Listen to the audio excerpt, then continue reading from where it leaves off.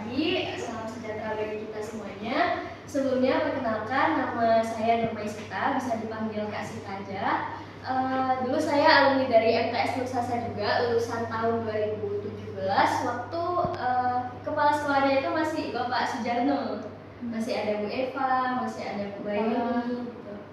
Nah, jadi saya di sini sebagai perwakilan dari Puskesmas ingin memberikan penyuluhan terkait dengan tambah-tambah darah. Baik, jadi pacar kakak gitu. Abang saya ada gitu. Tinggalnya di mana kakak? Ya katanya nggak punya abang. Ya, jadi mungkin cerita sedikit. Jadi saya dari Universitas Jember, dari Fakultas Farmasi. Saat ini lagi magang sebulan aja di Puskesmas. Jadi saat ini menemani Ibu Berta untuk membantu menyampaikan materi terkait tablet-tablet darah ini.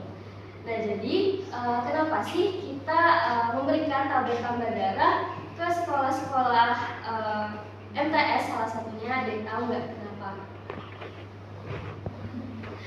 Oke, mungkin masih pada malu-malu ya Bu. Jadi salah satu penyakit yang paling sering terjadi di kalangan remaja putri itu adalah anemia. Nah, anemia itu sendiri apa sih Kak? Anemia itu adalah kondisi tubuh di mana kadar hemoglobin di dalam darah kita itu lebih rendah daripada standar yang seharusnya. Nah, seseorang itu dikatakan anemia kalau misalnya kadar hemoglobin di dalam darahnya itu kurang dari 12 mg per dl. Nah, jadi sekitar 12 ke atas mg per dl itu nggak anemia gitu ya. Nah, salah satu kelompok usia yang paling sering terjadi anemia itu adalah remaja putri kayak kalian ini yang udah masa menstruasi. Nah, kenapa sih remaja putri itu rentan mengalami anemia? Salah satu alasannya itu adalah karena yang pertama kalian udah menstruasi. Nah, selama menstruasi ini kan sekitar normalnya 3-7 hari lah kalian mengeluarkan istilahnya kayak darah kotor gitu kan dari dalam tubuh. Nah, tentunya mengeluarkan darah ini tentunya akan menghilangkan sejumlah darah di dalam tubuh kalian, sehingga itu salah satu alasan kenapa remaja putri sering mengalami anemia. Nah, yang kedua itu adalah mungkin bagi cewek-ceweknya yang suka diet gitu. Nah, kan kita nggak tahu nih diet yang kalian lakukan itu apakah sehat atau enggak. Nah, diet yang nggak sehat itu juga menjadi salah satu alasan kenapa anemia itu rentan pada remaja putri kayak gitu. Nah, terus yang ketiga adalah karena remaja itu kan lagi fase-fasenya pertumbuhan dan perkembangan gitu ya. Jadi kalau misalnya kurang asupan gizi yang kaya akan zat besi dan juga protein, nah itu bisa jadi alasan kenapa remaja putri juga rentan mengalami anemia gitu. Nah, terus dampaknya apa aja sih Kak? Dampaknya kayak yang dikasih tahu sama Bu Berta tadi, salah satunya itu adalah konsentrasi belajarnya menurun. Jadi karena salah satu anemia ini kan tanda-tandanya adalah 5L. Letih, lemah, lesu, lelah, dan lalai. Nah, karena kalian mudah lelah ya karena anemia ini, maka nanti konsentrasi belajarnya itu jadi menurun. Ya jadinya nanti prestasi kalian di sekolah itu nggak maksimal kayak gitu. Nah, yang kedua adalah fungsi atau daya tahan tubuhnya menurun sehingga banyak banget penyakit-penyakit yang mudah terinfeksi dan terjangkit ke kita gitu.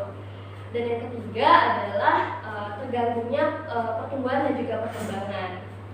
Nah, dari akibat dan dampak yang tadi dijelaskan, gimana sih Kak cara mencegah anemia ini? Seperti itu. Nah, yang pertama adalah dengan cara menjaga makan makanan dengan makan makanan yang bergizi seimbang, yang kaya akan zat besi dan juga protein. Nah, yang kedua adalah dengan cara salah satu program ini yaitu pemberian tablet tambah darah. Jadi remaja putri ini dianjurkan untuk meminum tablet tambah darah secara rutin seminggu sekali. Nah, juga disarankan untuk mengecek kadar hemoglobin supaya mengetahui nih kalau misalnya kadar hemoglobin darah kalian itu udah 12, berarti ini udah pas-pasan. Kalau turun berarti kan bisa anemia kayak gitu kan.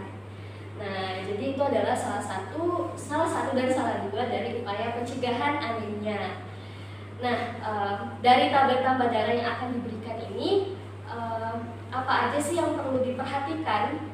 Jadi yang pertama itu adalah bahwa tablet tambah darah ini nanti ketika kalian mendapatkannya harus diminum secara rutin. Terus penyimpanannya itu harus di tempat yang sejuk dan juga di tempat yang tidak terpapar langsung oleh cahaya matahari.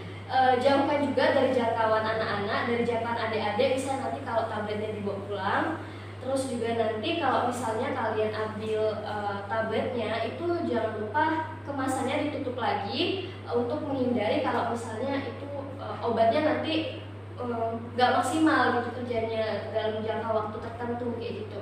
Nah yang terakhir adalah kalau misalnya obatnya itu warnanya udah berubah daripada warna yang pertama kali kalian terima, nah itu sebaiknya nggak dikonsumsi lagi karena itu udah nggak layak dikonsumsi gitu.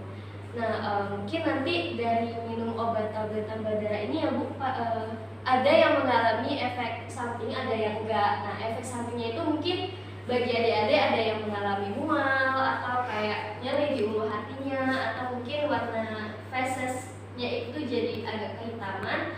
Nah itu bisa dicegah, itu nggak apa-apa, itu normal karena tubuh lagi menyesuaikan. Nah ada nih cara supaya kita mencegah efek sampingnya. Kalau mual itu cara pencegahannya adalah minumnya itu menjelang tidur. Jadi diminum tabletnya itu sebelum tidur gitu. Dan diminumnya itu diselingi dengan makan buah-buahan.